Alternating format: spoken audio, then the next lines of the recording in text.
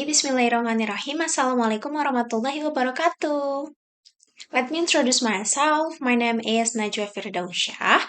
In this video, I will explain scaffolding theory and how it is implemented in English language classrooms across Indonesia, including real challenges and also practical solutions. Scaffolding comes from Levi-Vygotsky's zone of proximal development, or it's called a ZPD, gap between what a student can do alone and also what they can do with help. Scaffolding as a temporary support like giving hands, modeling, or breaking tasks into smaller steps using visuals or providing sentence starters. The key of scaffolding is that the support must be gradually removed. This called fading, so students become independent. In English as a foreign language or EFL classroom, such as in Indonesia, scaffolding is very important because students often struggle with vocabulary, grammar, pronunciation, or confidence. So, the implementation in Indonesia, what I've found in many studies, for example, a study at SMPN 2 Kubu in Rokan Hill, Riau, found that English teachers use modeling, prompting, and also repetition to help students speak. So, another study at MAN Surabaya also showed that teachers use visual aids, translation, group work, and also activating prior knowledge of the students. And another study found in Universitas Negeri Malang, so, a multimodal scaffolding combining text, audio, and visuals helped students with critical reading. And also at SMAN 1 Sendang Agung in Lampung, teachers used Google Classrooms to scaffold writing, and students' writing content improved significantly. Even at a kindergarten in Semarang, teachers use scaffolding to help young children move from guided participation to independent English use. So many English teachers in Indonesia start a lesson by modeling or giving short dialogue. Then after that, the whole class repeats together. Then the student practice in pairs, and finally one student performs alone. That's called I do, we do, and you do method. In writing classes, teachers often write sentence starters on the whiteboard like my name is blah blah blah or I think blah blah blah, so students don't stare at a blank page. In reading, teachers break a long text into small paragraphs and ask guiding questions to the students. So, in speaking, teachers accept short answers first, and after that, slowly encourage longer response. And in online learning, many teachers share video examples or step by step instructions through WhatsApp groups.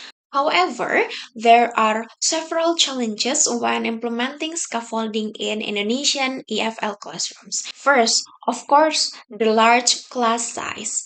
Many English teachers handle 35 to 40 students in one class, so giving individual support is very hard.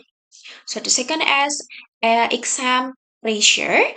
Teachers feel rushed to finish the curriculum for national standard exams, so leaving a little time for scaffolded activities. Third, limited teacher training.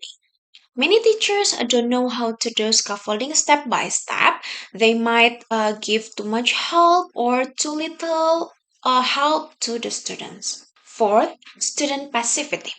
Indonesian students are often shy and afraid of making mistakes when speaking English. Fifth, lack of resources.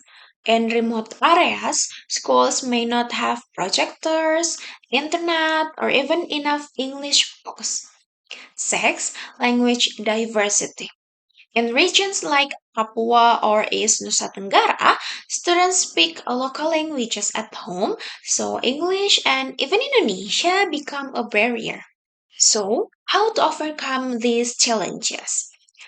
Yeah, these challenges can be overcome with practical solution. First, for large classes, we might use peer scaffolding.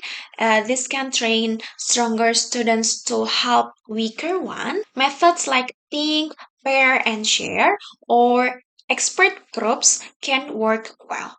Second, for exam pressure, we might integrate scaffolding into test preparation.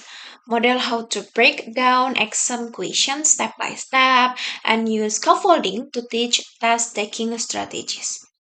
Third, for limited teacher training, use low-tech solutions like WhatsApp groups where teachers share short video tips or classroom recordings.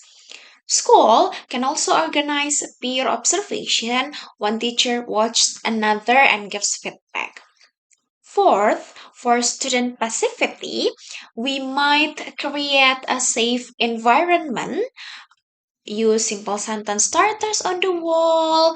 Start with pair work before asking students to speak in front of the class. Fifth, for lack of resources, we might use real objects, realia, or pictures or local stories. We can use a simple poster or a chalk drawing, works as a visual scaffold. Sixth, for language diversity, use bilingual glossaries with pictures. Start with local languages examples, then slowly move to English. Finally, always remember the I do, we do, and you do method. Teachers model, then the teachers and students do it together, so students work alone in the end of the class. This structure works in any classroom, whether in a city with projectors or a remote village with only a blackboard. I think that's enough for me. Thanks for your attention. Wassalamualaikum warahmatullahi wabarakatuh.